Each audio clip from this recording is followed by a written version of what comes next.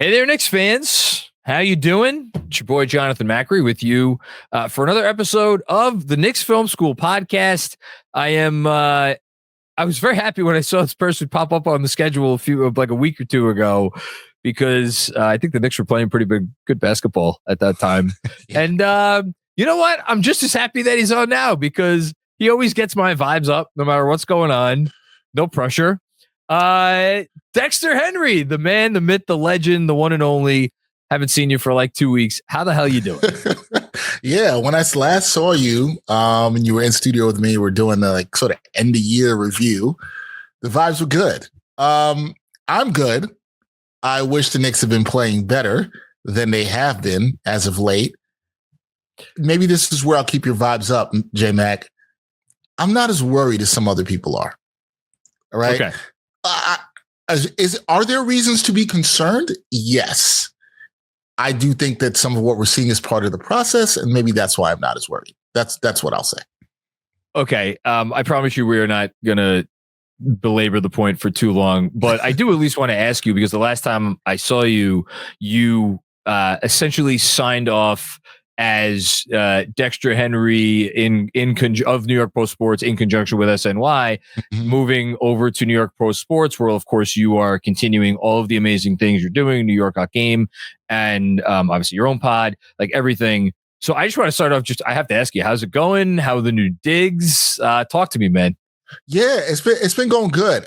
We have slowly been transitioning into the new digs. So people are probably wondering, Dex, I haven't seen you really in studio the last couple of weeks.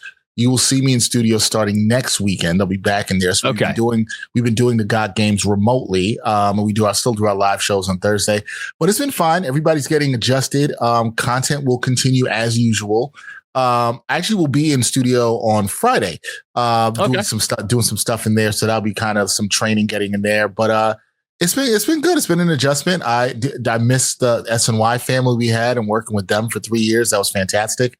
So many good memories in that studio. One of the best ones with you, when the OG trade broke, you and CP. So yeah, man, it's been good. It's been a good adjustment, but it's business as usual. And because we're in the middle of the Knicks season, we've just been keeping it going with GOT Game, and we've had really good guests on, and it's really going to heat up with the trade deadline coming up. So it's going to be fun. Yeah. I was going to bring it back to the OG trade when you brought that up, but you just brought up the trade deadline. So screw it. Yeah. Let's go there. I was looking at the date today when I sent out my midseason report, and I'm like, is the trade deadline really in only 3 weeks? Yeah. 3 weeks. And I know we had the Schroeder trade. We had one other trade. That was of the Dorian Finney-Smith trade. Yeah, of course. Finney-Smith. Yeah. Mm-hmm. Yeah. Okay. But I don't know. It's been, what's the line? It's real quiet out there. Yeah. A little too quiet. So let me ask you this, as someone who covers the entire league and who pays attention to the entire league, do you think that it is going to be a quiet trade deadline? If you want to tie this into the Knicks, that's fine. Or do you think this is the calm before the storm? If you would have asked me this 3 weeks ago, 4 weeks ago, I was going to tell you I think it's going to be a quiet trade deadline. Now I'm leaning more to this is the calm before the storm. Really? Yeah. And part of this might have been something I read just before I came on here. I was reading something that shout out to True Hoop, Henry Abbott and the guys over Fantastic there. Job. There's a conversation between Henry Abbott and David Thorpe, and it was kind of turned into an argument, but they were talking about this exact thing, right? Like, what will happen before the trade deadline? Will it be quiet? So on one hand, J-Mac, I think a lot of people reasonably will think, well, with the new second apron rules, first apron rules, all this stuff, this is a fact. It is harder to trade now than ever before. And for folks who've been watching what you guys have been doing, cap or no cap with you and Jeremy, you guys have broken down so well about why it will be difficult, particularly for the Knicks, to make a trade at this trade deadline. I think there's a lot of other people who cover the league and this team that agree with me. I was talking with some of the Knicks beat writers about this the other day at the Thunder game. We were having this exact conversation. Okay. Here's the thing reading the thing from True Hoop that made me start thinking a little bit differently.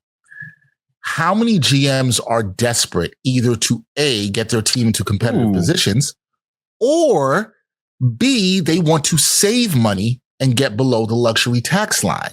That I think is, and they brought this up in the conversation. I think that's something that makes me think, okay, I don't know if it's going to be a super active trade deadline, but there might be some names we aren't thinking about.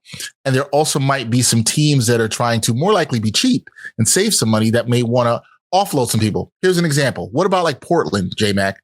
They've got a bunch of players that they probably are like this point, they don't want to pay or are going to have to pay.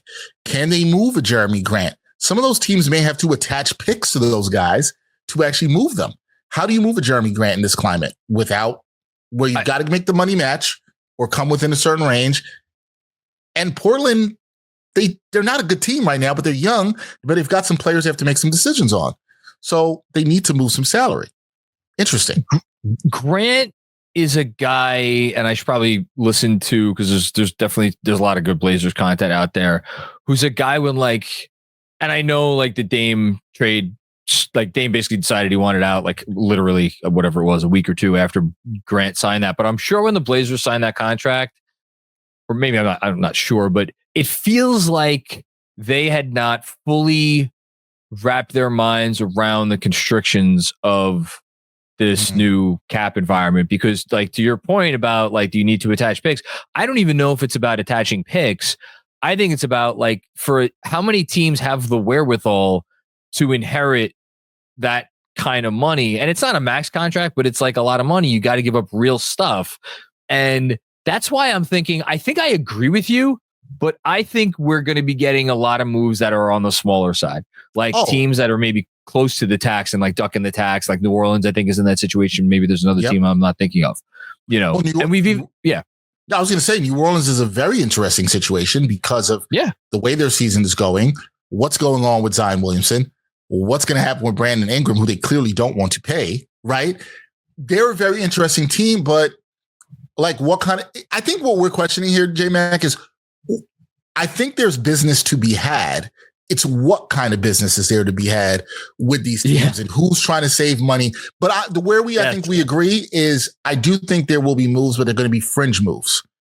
And one of the beat writers I was talking to about this with the Knicks said that he thought that there would be a smaller move around this. And look, I didn't want to say the person's name or who it was because I didn't want to give away something they may write, but the person wrote about this already. So I'll say I was about to say, this sounds a lot like, what did you say? It was James Edwards. James Edwards and I were having this conversation. James just had his article that came out about some smaller trades the Knicks can make. And one of the ones he put out for Simone Fontecchio was one that he and I had actually discussed. And I think if just get to the Knicks part of it, you could see a move like that, but I think you might see more moves like that. Look, that deal when you talked about was a 3-way deal with some second round picks involved. If you're looking for the sexy moves this year, don't think you're getting those. If you're looking for these moves on the margins that might be able to help a team or two, whether it's cutting cost or adding a rotational player, I think that's more likely. So that's a great transition because it gets us into like, and this may seem like a stupid question, what are the goals for the rest of this year? And I know, again, it sounds like an obvious question. Well, the goal is to win a championship. I get that. But with the understanding that there is probably no like big heavy lifting trade out there this deadline. And like, this is basically the team that you have and you're going to go forward with, and you're going to see what they have over the rest of the season and the playoffs. Like, I think part of the goal for the rest of the year has to be to just get some semblance of a rotation outside of the top 6, because you want to give yourself a real chance going into the playoffs. And I'll just ask you, I'm going to ask you a question. I'm pretty sure you asked me verbatim when we talked recently. Which is we're halfway through the season. Yeah. Is this sustainable to continue on this track? Ask you this. Going into the playoffs? I'm asking you because I don't really at this point have a great answer one way or the other, and I'm curious what you think. And listen, as somebody who's a big Knicks Film School fan, I listen to what you guys do, and I know how people like to say that J-Mac is always defending Tibbs, and you get that. And I talked about it this week on New York Got Game with my guy Gerard Hector from True Hoop. I don't think this is sustainable. right? Okay. In playing in the way they are. And it's funny, had this conversation with some of the other Knicks writers. We were talking about this all the other day. Yep. A lot of us agree it isn't sustainable, but I think what a lot of us agree upon is there doesn't need to be that drastic of a change as maybe some people think. Bingo. Right? I said this on this week's show of New York Got Game. Can Tibbs find, I'm asking for this, 5 minutes, right? In the first half, just in the first half, that's all I'm asking for someone like a Pacome Dadier. We agree that the Knicks need some more wing help. I said it's not sustainable. I'm kind of throwing a question back at you, J-Mac, that I don't think you and I have talked about. Is there value in your eyes in the Knicks playing some of the young guys, maybe one of them, just one of them, even if it's 5 minutes a game, particularly against some lower level competition, right? Mid to lower level competition. Is there value in that, in helping the rotation? Like, what do you think about that? I think there is value in that. What do you think? I think there's, of course, there's value in giving a guy game experience. I don't even think Tibbs would disagree with that. Yeah. But it's a risk reward thing. And given that Pacome Dadier is like a big wing that could shoot, which is kind of exactly what they could use to inject into the rotation right now. Right. The fact that Tibbs started the year out giving him a little bit. I mean, the guy played on opening night, which is, if you would have asked me in a million years would I thought that would happen, I would never. And that we haven't seen him since then. He's been doing some nice things in the G League. We've heard Tibbs praise him. I think the fact that it's not happening means that in his mind, there is so. And again, this is not Tibbs thinking a guy is bad. This is not Tibbs thinking a guy is not capable of having moments, of hitting shots, of making plays. But to him, it is about, okay, what's the floor? What are the what are the odds that if I put this player out there, they're going to make an egregious mistake that is essentially like gives up a basket, or something along those lines, and like there's clips you could find of like Tyler Kolek coming in garbage time and like taking, like literally having the wrong body position, and it leads to somebody having a lane to the hoop and like that in Tim's mind, it's like, okay, if that was not garbage time, if that was a game that mattered and it's a 2-point game and we lost by 2, he would never be able to live with himself, which is how I think he justifies it. I agree with you. It doesn't need to be a lot. I just don't think the guys that are going to play those 5 minutes, maybe in the first half, I don't think that person is here right now. And I think that, to bring it back to my original question, I think that is what the trade deadline has to accomplish. It has to bring in 1, maybe 2 bodies where if like, okay, I trusted you could give me 5 good minutes in this half. So with that being said, right, that if the player's not here that you trust, and this is where we are, because we could belabor what could have happened before. I could talk about Tibbs should have played Pacome Dadier against the Wizards last month. Yeah, sure. It doesn't matter. Whatever. We're past that. We're talking about where we are now. You're playing, as my guy Gerard Hector says, 6.5 guys that you trust. And how do you accomplish getting those bodies here? Now, the last time I saw you in person and we talked about this, and the question I had for you and CP was, all right, like, what are you guys willing to do about Mitchell Robinson? And your answer to me on the show was, I don't know, which was a fair answer, because you don't know where he is with his health, what his value is, which was your point. And I agree with you completely. Now, we got the news today, I believe, that, okay, the Knicks expect him back beginning of February. You know what else is at the beginning of February? The trade deadline. That's also at the beginning of February. So does that help his value? And to get the pieces you're talking about, J-Mac, would you be comfortable with giving up maybe Cameron Payne and Precious Achiuwa to do that?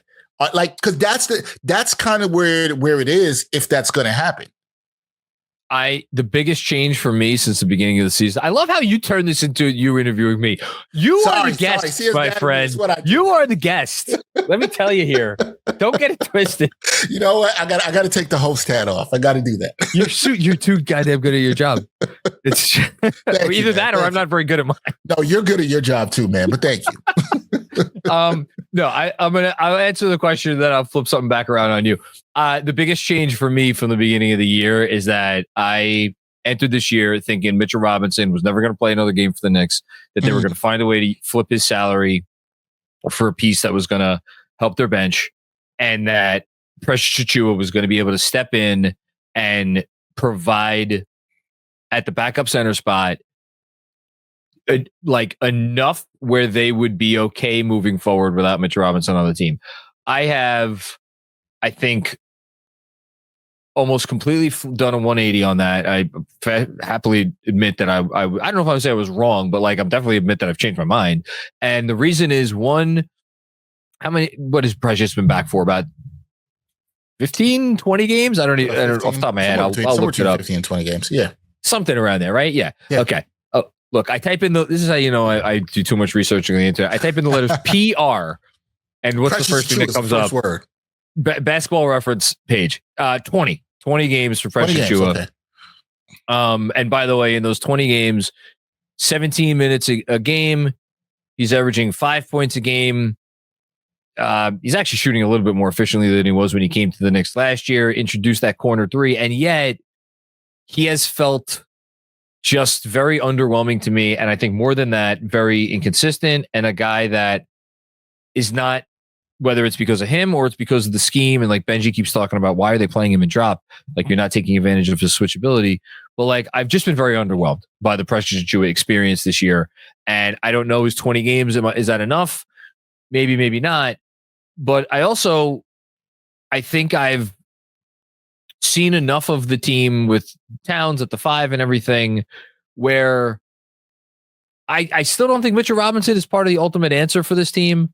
But I want to see how they look with a real normal 5. Not saying I want to start Mitch, not saying I want to play Towns and Mitch together for 20 minutes or anything like that, but just I want to see Mitchell Robinson back. If they think he's going to be back, if they think his health is enough where they're confident he's going to make it back on the court, I want to see what that looks like. I want to see what that looks like with the backup unit. I want to see what that looks like maybe for a few minutes with Towns, because it's additional evidence. Like, I got my evidence I needed from Precious Achiuwa. Okay, right. Ready to move on. I want the next thing. And I think, again, to bring it right back to what you said, and it's so smart, you could make a little move. There are a lot of little moves out there you can make with Precious Achiuwa's salary.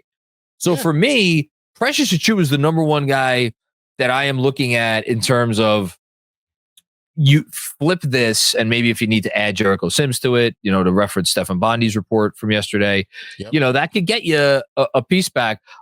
So now I ask the question to you. You mentioned James Edwards III's article, mentioned 3 guys, Simone Fontecchio, Alec Burks, and my guy Nick Richards, who I actually pitched on our last show. Mm-hmm.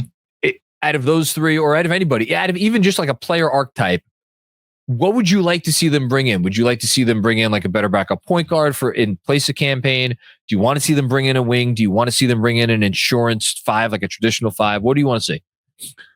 I think I'd like to see him bring in a wing. Okay. Or I think wing would be my top choice, because I'm like you. Let's just go and see what the Mitchell Robinson experiment is. Yes. I think it's worth just seeing what it is.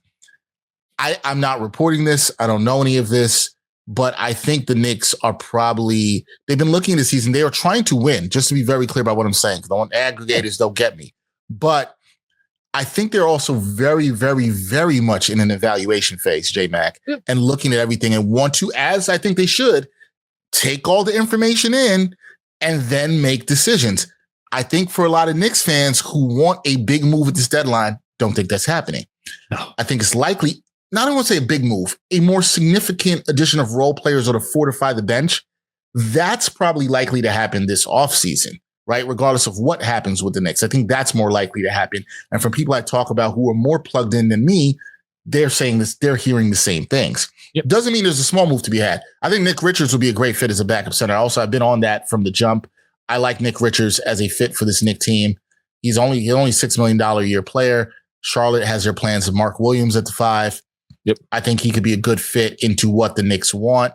Now, the wing, that's the harder thing. The wings that we want, I don't know who that player archetype is that they can go out and get.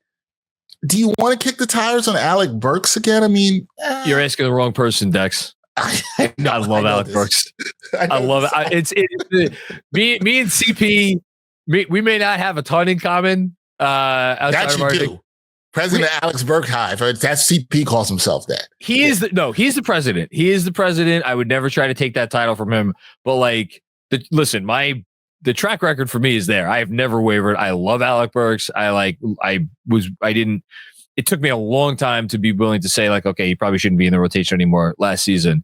I wouldn't mind them kicking the tires on that. It's just like, if you're a team, like, first of all, we assume that all the teams, let's go back to like the big picture for a second. Mm-hmm. You look at the East right now, there are, I don't know what you think about the Bulls, but it's not like the Bulls have a wing that's an obvious trade candidate anyway. No. So you got 11 teams / 10 teams in the East trying to win. And then in the West, you have a dozen teams. And then you just go through the teams one by one. It's like, which of these teams has a wing that is like attainable, that they want to trade, that you're going to be able to have enough stuff to get, and that's actually going to play rotation minutes for you. And like, I'm looking at all the teams right now. I don't see it. So it's probably going to be someone that like maybe is out of a rotation on a playoff team or a play-in team. I don't know that you're doing that much better than Burks. And I've looked through this stuff, and I'm just like, who is that person? So as much as I think a wing with size could help if you're going in the space that you and I are saying, which is, all right, let's see what you got with Mitchell Robinson. Can he come back healthy? Can you ramp him up? Can he give you 20 minutes off the bench and some good rim protection, which the Knicks clearly could use? Fine. If you get another bigger wing and you're still having Shamet, I'm assuming Precious and or Payne and Sims are out the door for this. I think it's going to be, I'm just going to say right now, I would be surprised if they traded Cameron Payne at the deadline. That would shock me too. Again, I have no inside information on this. Cam Payne, I know before these last two games, which he's actually played well. He has played very well. People were kind of off the Cam Payne bandwagon, if you want to say. The campaign. The campaign. There you go. People, I think of Cam Payne's been fine for what the Knicks signed him for. Yes. Right? Yes. I think he's been fine for that. But the Tyler Kolek truthers out there are like, yo, let's get Cam Payne out of here and let's see Tyler Kolek. Now, is Tyler Kolek ready for backup minutes? I don't think the Knicks think that. Okay. Next year. See, J-Mac, I know you just said that right there, and I get it. Nobody wants to hear this. This goes into what we're saying about the patience. Are the Knicks trying to win a championship this year? Yes, they absolutely are. Is it more likely that this Knicks team is better, deeper, more cohesive next season than this season? I think is very likely because of some of the young guys they have on the bench who I think can evolve into rotation players. If you believe Kolek's a rotation player, I don't think it's crazy that he could be one next year. I don't think it's crazy that Dadier could be a rotation player next year. Don't think that any of that's crazy at all. I would be frankly surprised if Tyler Kolek was not the backup point guard next year. And think about it. And I get it. Somebody watching this is going to say, Dex and J-Mac, you got to go for it. You don't know what the window is. The window's, that's fine. You can say go for it. But this is not the NBA. The NBA we're in now is not the NBA of last year with the aprons. No. So the going for it restrictions, it's harder to go for it in the way that you might want to. And I know fans don't want to hear this because they want immediate gratification, but you're likely not getting the immediate gratification you want in terms of upgrading the bench depth this deadline. Now, that doesn't mean I don't think what you're saying, which is can they make some fringe moves and get another guy that can add to rotation? Yeah, I think that can be done at deadline. I think it's possible. And I think some of the folks that James Edwards mentioned, I think is likely. I think they could. I know some people didn't like the Fontecchio trade. I didn't mind it. Yeah, that's kind of me. I kind of was like, fun. James actually had talked to me about that. He mentioned that name to me personally before the article came out. And I thought about it and I was like, He didn't tell me the exact framework of what he put in the article because I didn't know that, but he mentioned that as a name. And I was like, that's not terrible. Let's go here because you mentioned Nick Richards. And we've obviously talked about Mitchell Robinson. I don't know. Would they bring in Nick Richards if they had faith that Mitchell Robinson was going to be healthy? I would do it still because I think you've seen already this year that like you can never have enough bigs. And I again, obviously, I'm not reporting anything. My sneaking suspicion is they know that they are going to need to include Mitch's salary to make the more substantial thing that we keep alluding to this summer, because they just don't have the money anywhere unless they want to upset their core, and I don't think they want to upset their core. So, I think they would maybe at least think about that. But in regards to just the idea of a center in general, I just pulled it up on Cleaning the Glass. So this is interesting. So Towns on the floor with Precious this year, which is, again, this is all come in the last 20 games because it's only games. And actually, it's been less than that because Towns has missed some of those games. They have played, according to Cleaning the Glass, 266 possessions together.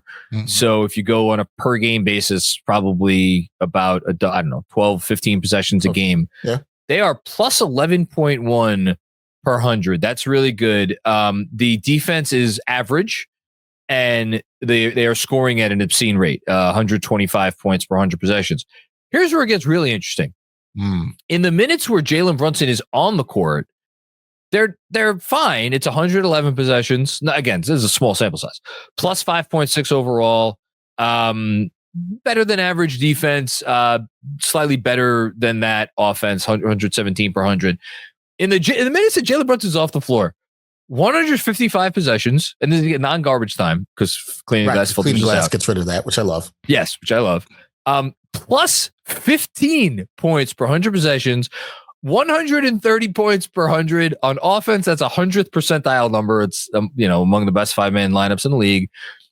Defense is a little below average, giving up 115 per 100, but like they are scoring at an insane rate and doing it as you probably would expect. They're getting a ton of offensive rebounds, getting to the line a lot. Big guys, maybe not a surprise. They're also shooting the hell out of the ball, which I don't know if that's sustainable. Shooting insane effective field goal percentage. I guess what I'm leading up to is based on the early returns of Precious and Towns, and again, I have been underwhelmed by Precious so far.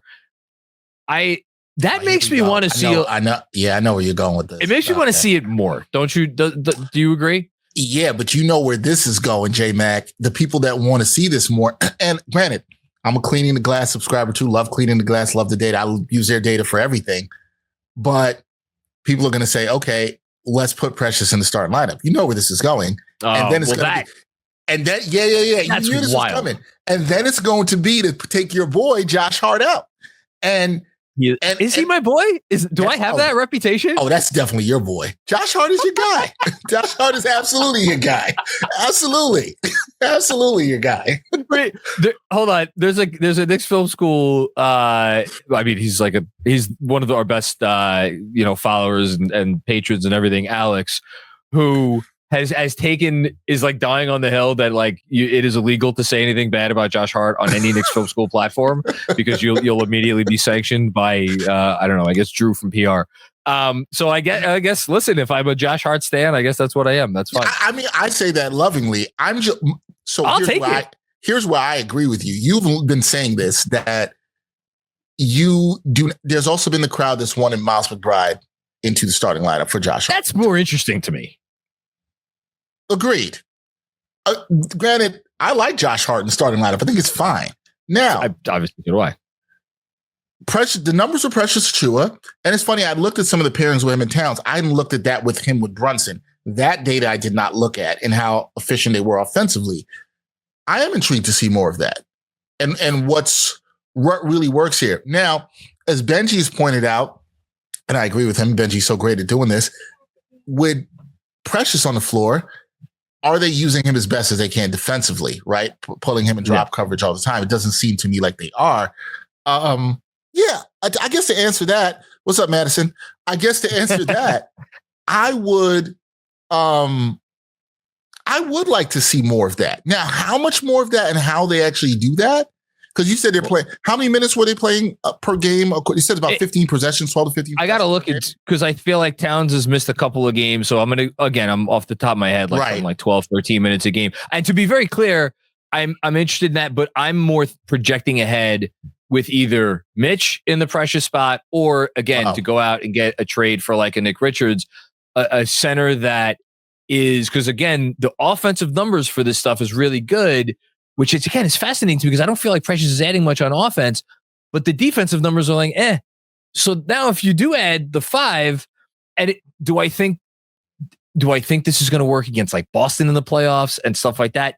Again, it's a different conversation, which is why I couched all of this as like, what are the goals for the rest of the year? Just to try to get some more information. But I guess I want to see it.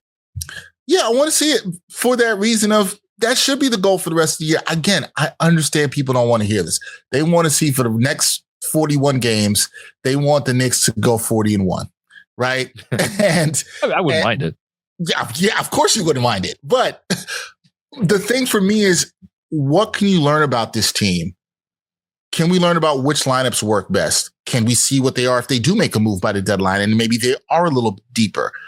Will Tibbs start to experiment a little bit more? I think Tibbs gets sometimes a bad rap for being rigid when that's not the thing that I see with him. I don't feel like he's a rigid coach. I think he has tried different things. I think he does look at data. I think he does look at this data. He definitely does, and is going to try to adjust and trust the process, and also understand that teams have to go through adversity, as you know, and something us in the media were asking the guys about after the Thunder loss, which was terrible and none of the fans liked, and I understood, was that asking some of the players was that, hey, the understanding that development and the process team, everything isn't linear, right? Like sometimes you're going to have a couple steps back. Sometimes you're going to learn different things about the team. I think this team is still finding themselves identity. There are 3 new starters on this team.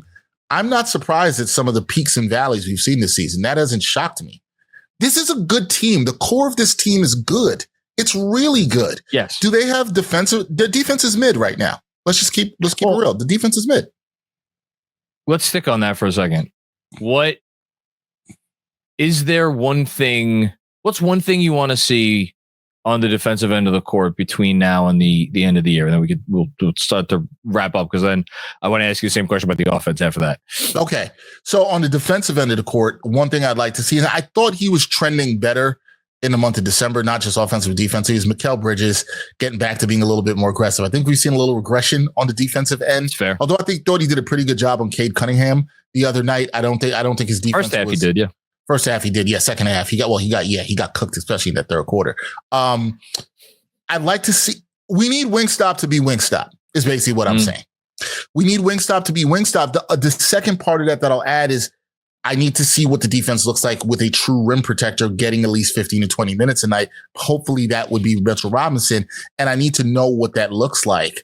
But I think having the guys on the wing who we expect to defend at a high level, and that includes Josh Hart, that includes Miles McBride. I think having them healthy and playing up to their potential, I just want to see that level of intensity there. But I really think Mikal Bridges is the key on that end. He's really the key, J-Mac. I think he has to be the level of defender that we know that he can be and have seen him to be. This is how you know I'm spoiled. You know what my answer is to this question? I want to see OG Anunoby get back to being the guy who can do like the comp that I always made. And I feel like at the start of this year, I made this comp several times. He's like Deion Sanders. He gets rid of half of the field. Like you don't have to worry about whoever you put him on. I feel like we haven't had that guy in a little while. I don't know if that's my perception. I don't know if I just have just impossibly high standards for OG Anunoby, which is entirely possible because he's freaking awesome. And he's obviously been their best defender all year. But like, that's like, I get he could do a couple of things with the ball, not a whole lot. He could make an open three, although he has to make it a ton of them late. But that's my point. Anything he does on offense, I'm not going to sit here and be like, that's a bonus, but it's like, he doesn't need to be anything more than the 5th best guy on offense. He's getting paid $42.5 million a year to be a game-changing, disruptive force. Because the only other, correct me if I'm wrong, the only other guy in the NBA who is at that salary spot primarily because of what they do on the defensive end is Rudy Gobert, unless I'm completely blanking on someone. No, I'd agree with that. Here's my thing about OG, where I'm a little concerned, because you're right. Early in the season, he had that Deion Sanders ability, that Darrelle Revis ability. He's taking away half the field. He was asked. I was watching these games. I'm like, man, he's doing a lot on defense. He's covering a lot of ground, man. Like, and here's the other thing. He's playing a lot of minutes. always goes back to the minutes. Yeah, I don't mean to bring it back to the minutes police, but I'm like, that stuff starts to catch up, right? And maybe this is why we're seeing a little bit of a slip in his efficiency on both sides of the ball. That's something to worry about. But that also goes into the depth and the trust. And maybe when the Knicks are able to tweak and add some things to the team and add a little bit more depth, you see OG looking back to being the person that he was on the defensive end. Because I do think he slipped in that regard. It's not effort. OG's always giving you good effort. I know you're not saying that, but he's not wrecking havoc the way he was early on in the season. And yeah, I do think this team has been a little bit fatigued. Now, this month, they have a lot of home games. They don't have to get on a flight pretty much at all this month, right? I think they... No, how are they getting to Philly? That's actually a good question. I heard from somebody they were actually flying to Philly. That somebody told me that within the Knicks organization. They were flying to Philly. So I was like, okay. I thought it was going to be a bus. Quick flight, though. So, yeah, but I agree with you on that. But you are spoiled with OG Anunoby. But I understand what you want. And I think that's what my thing is. We need to see Wingstop be Wingstop. That's it. I agree. Okay, real quick on offense, like obviously they're, I think right now tied for the second best offense in the league. Tough to complain about too much, even though, again, you want to talk about Wingstop, Mikal Bridges. It's funny, after half a season, Mikal Bridges and OG Anunoby have almost identical 3-point percentages. One's at 34.4, one's at 34.3, which is interesting. I am very curious to see what they do against any and all switching defenses from here on in. That's kind of the only way that I'm going to, like, they had it going against Detroit because the Detroit was putting their 5 on Towns. And it's like, and I'm not going to sit here and say I didn't enjoy that. Not saying I don't care. It's like, it's great. It's like, you got to do that. I want to see what they do against switching defenses. That you hit the nail on the head. That's the same thing for me. We've seen this against teams that can switch everything. We saw it against Boston. We saw it against Houston. Teams that are willing, and where I think Karl-Anthony Towns has to get better is when you put these smaller wings on him. That sometimes a good defender. We all saw this against the Thunder twice. When that happens, he struggled with passing out of those, especially when they send doubles at him with really good, long, rangy wing defenders. Mm-hmm. He's sometimes not making the right read. Cat's a better passer than I think a lot of us may have recognized who didn't watch him on a daily basis, but he still struggled with that. And he's also struggling to make that initial move and then punish those guys. That's the thing I think that can really unlock the offense, because the teams that switch everything, they're going to continue to do that until the Knicks show them that they can beat that. And right now they haven't done that. And I think the other thing for me offensively too is, J-Mac, don't play with your food against these teams that you're supposed to beat, right? I think the Knicks' worst. This is the worst. The most disheartening loss was the Thunder loss at home that I was in person for last Friday. It was bad. The worst effort of the season, which was to me playing with your food, was last Monday against the Magic, who were without 4 of their top scorers. I was at that game. Well, hey, I don't know. I'm not the Knicks Film School. No, man. Games. It ain't good. The curse is real. The record is not good. We're not doing. I mean, I've said it. I don't know that people think I'm joking. We're never doing this again. Like, it's 4 times now. It's not happening. I'm sorry. Y'all could go. I'm not going to be there. Hey, I feel like yeah, y'all got to get better. I love seeing you guys do the thing there. Yeah, you guys got to get better at that on the winning side of things. We got to dive deep into what the problems are with that, J-Mac. We got to figure that out. I don't know. I would love to know. If I had the answer to that question, I'd probably be a very wealthy man. Dex, this was great. I don't want to keep you any longer. I'll just final thoughts. Anything we didn't get to that you wanted to say? On this team and their what's your expectation for the last 41 games? Like, you want to give me a win prediction for where they finish up? You're the only person to ask me that, because I always ask you for a win prediction. I say, here's the thing. I think the Knicks are going to play a lot better in the second half. I'm going to say that. I'm going to go. They have the hardest schedule in the league, Dex. So, I hadn't looked at that. I didn't realize they have the hardest schedule remaining. I looked. They have. So I consider. I'll do this very quick. Yeah, I consider the patsies of the league to be just in the East: Washington, Charlotte, Toronto, Brooklyn, and in the West, Portland, Utah, and New Orleans. Although New Orleans, I don't know, maybe they're healthy now. But the point is, out of those 8 teams, they only have 7 games remaining. which means they have 34 games remaining against teams that are like real teams that are, playing for something. I like this. I'm somebody who likes that. I think you want to play the best competition as you're moving towards the playoffs. If you're the Knicks in this season where we're talking about making evaluations about this team and downloading information and finding out, you're going to find out. You're going to find out the real and the truth about this team. There's some good. You got Minnesota Friday night. Yep. You've got 3 more games with Boston. You've got 3 more with Cleveland. You have Memphis and Denver at the end of the month. The Lakers come into town, I know, at the beginning of next month. Good. This is the thing I hear from when I watch all the great Knicks content that's out there. The expectations have risen. Fans, this is okay. You do not want to be back to where you were when you guys started this Knicks Film School thing. When was that, back in 2017 when you guys started? When we were analyzing 12-minute Frank Ntilikina stints. Yeah. Good times. Rough times, right? This is what you want, right? If you want to get to the mountaintop, it's not going to be easy. They weren't going to make these trades and just walk through there. There's going to be some bumps in the road. There's a tough schedule to finish this season. I think the Knicks are going to rise to the challenge. And the reason why I feel this way, it's not all in the moves they're going to make. And you had a great opening monologue a couple days ago that I thought was fantastic. It's because of Jalen Brunson. It's because I actually believe in the culture and the leadership around this team. The front office has shown us time and time again, they've made shrewd moves. Jalen Brunson is a fantastic leader. The guys in the locker room want to play for each other. I'm here to tell people, somebody's been in the locker room a couple of times and talked to a couple of people. They want to play for each other. They want to figure this out. I think they're going to figure this out. Right? So I'm going to give you, you're going to give me a win prediction for the rest of the second half. I'm going to say,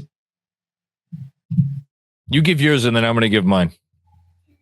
I'm going to go 28-13 for the second half of the season. 28-13. Okay, you're a little bit more optimistic than me. I'm going to go 26-15, which is exactly what they went in the first half. I agree with you. They will play better. I said there were 7 patsies left.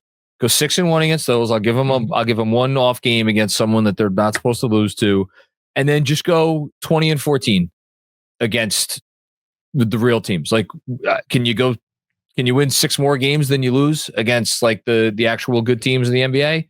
Maybe beat a Cleveland once, beat a Boston once or twice, like something like that. And that's all. Like, that should be fine. Like, that's not too much to ask for. So it's 52 wins, which I think was right around your prediction. I think I said 53 before the season. Yeah. I think I said 54, which is 28 puts me right there. 28 puts you there. Yeah. You're staying true to your prediction. So that's that. Look, if the Knicks finish with 52 wins, but I think it's about how they're playing towards the end of the playoffs, I think you would sign for that. You'd be fine with that. Especially if they had some good wins over, as you mentioned, Cleveland, Boston. It'll be fine for that. I think the thing I want to see is, I think at the end of the year, I'm sure you'll be on with me and we'll have plenty of conversations about this, do we know who this team is? That's the most important end of the question. I still don't think we know. I think you and I, being as rational as we always say, they're not contenders right now. They're a notch below that tier. But can they at least get up to the point where they're knocking on that door, folks? Can they do that? If they can do that, and you feel like you know a little bit more about the identity, the depth of this team, I think that's fine for this season. Perfect place to leave it. Yes. Dexter Henry, New York Post Sports. Tell folks at home where they can find you and what to look out for. You can find me on the New York Post Sports YouTube channel. Look out for our continuing doing stuff with New York Got Game, weekly show live on Thursdays, recorded episodes on Mondays. We'll have a lot of good guests going down the rest of the season. J-Mac will be a part of this, I'm sure. Some of the other good folks from Knicks Film School. We might have somebody from Knicks Film School this week that we're trying to work on doing some stuff with for that. But that's it. You can follow me there and continue to support the great folks here at Knicks Film School. Shout out to Benji and DJ. I shouted them out on Twitter. I want to shout them out for their new venture with Patreon that they're doing because they do such a great film breakdown, and people should support that. So yeah, it's dope. Good reminder. I saw it showed up in my inbox that DJ did a X's and O's mailbag, which I'm excited to check out. My daughter's dancing next to me. I thought you were going to get hit in the face there. No. Where's the remote? Where's what? The remote. The remote. Oh my God. It's right here.